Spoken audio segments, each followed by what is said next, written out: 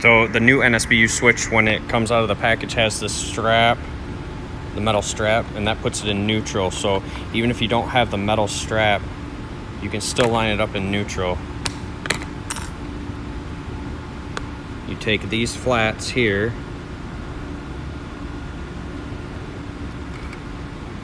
and line them up with that notch there, and that puts it in neutral.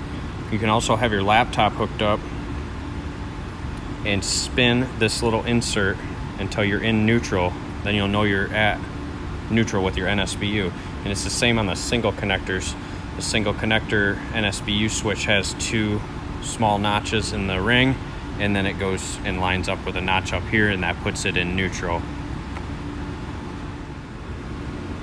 You also want to make sure that the switch isn't all wallered out.